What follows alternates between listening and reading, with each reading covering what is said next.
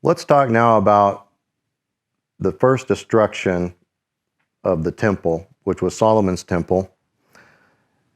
And when this happens in 606 BC, they go into Babylonian captivity.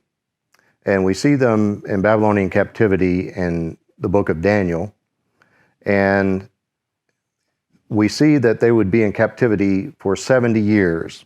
Daniel mentions that in Daniel chapter 9. Jeremiah mentions it in Jeremiah chapter 25 and also in Jeremiah chapter 29 and verse 10. Thus saith the Lord, that after 70 years are accomplished at Babylon, I will visit you and perform my goodwill to you, causing you to return to this place. In Daniel chapter 5, we see Belshazzar's feast. And we see that Belshazzar is feasting with the temple artifacts. And as we examine that, we see down at the end of that chapter that the Persians, Cyrus the Great, changes the course of the Euphrates River, according to the historical documents that we have, goes under the walls of Babylon, which had the Euphrates River that ran through the city. And Belshazzar is killed that night, and the Medo-Persian Empire then controls that area. What we have here is called the Cyrus Cylinder. The Cyrus Cylinder is significant because it confirms those 70 years that are completed in prophecy, in which the Jews spent that 70 years in captivity in 3 different stages. And Cyrus writes an edict allowing not just the Jewish people, but all peoples to return to their original homelands, which the Babylonians had displaced them and brought them into captivity. This document is at the British Museum, and it is a monumental document in terms of kings of the ancient world. We see Cyrus as a great administrator, and in doing so and allowing these peoples to go back, he created goodwill and expanded the Medo-Persian Empire all the way to Turkey. Now, just above that, we have some examples here, and I want to look at Persian arrowheads that I have in my collection, and I must say I'm rather proud of these. These came from a very famous collector's collection, and they were auctioned after his death. And we see here that we have a Persian arrowhead, which is a river find. It's a bent arrowhead. And then we have another Persian arrow here. And if you look at the white spots, typically these are indicative of which the arrow has hit flesh.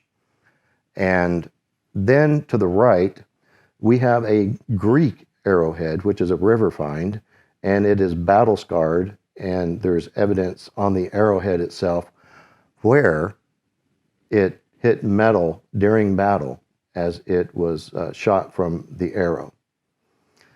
Now, the period between the Testaments, and Daniel talks about this in Daniel chapter 8, and Daniel has a vision. And in that vision, in Daniel chapter 8, he sees a ram with 2 horns, and we see later that that is the Medo-Persian Empire, a co-empire of co-kings. Then we see a he-goat with 1 horn, and he comes from the west, and his feet never touch the ground, and he breaks the horns of the ram with 2 horns.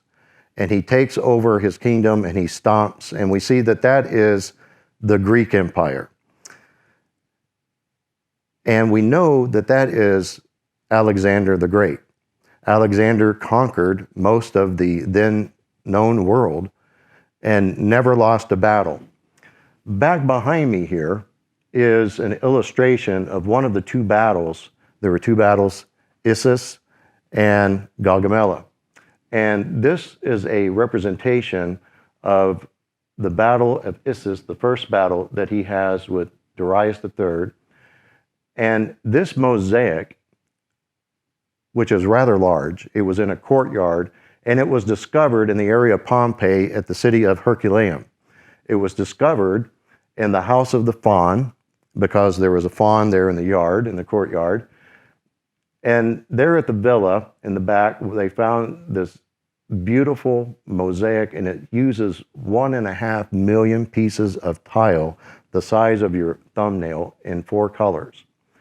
On the left here, we see Alexander the Great riding his horse, and in the battle, he changes his tactics, and in both battles, he goes straight for the king of the Persian Empire.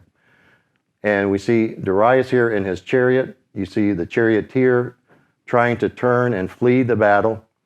And the detail is such precision, and especially out of the tile. Here you see up above here are the Greek Cerises. And these were about 16 foot long, and they would be placed down, the front rows would place them, and they were almost impenetrable to come head on and battle. Alexander's father, Philip of Macedon, had built and trained the army, and then Alexander inherited this army, and he became a great leader. This mosaic is believed to have been a copy of a painting that was known that the original Greek painter actually had knowledge of Alexander. This figure here, we have a Persian archer. And this is a costume that was used in the movie Alexander. And we see that the Persians did not use armor as we know it. They would use shields and weapons, but typically just woven clothing. And the Persians relied on numbers, and it's believed at these battles they had between 100 to 120,000 Persian soldiers. Alexander, on the other hand, according to the Greek histories that we have, had somewhere between 30 to 35,000 men. Some historians feel that there's some inaccuracies there, but just going from the figures that are given, this is modeled after a relief in the palace of Darius. And we see here in this relief 3 archers. In some cases, it's believed they were referenced as the immortals, that were always 1,000 strong and replaced in battle each time one fell. And so the historical accuracy is somewhat accurate for that. On the other hand, Greek armor would have used what is called a linothorax. The original ones were made from layers of linen cloth that would be soaked in animal fat and laid across, and layer after layer. And then they began to use leather afterwards. This piece here was used in the movie Hercules and is a representation of Greek armor of that period. Eventually, these would be made out of bronze, and there were some units that did have bronze, but not all of the units did that.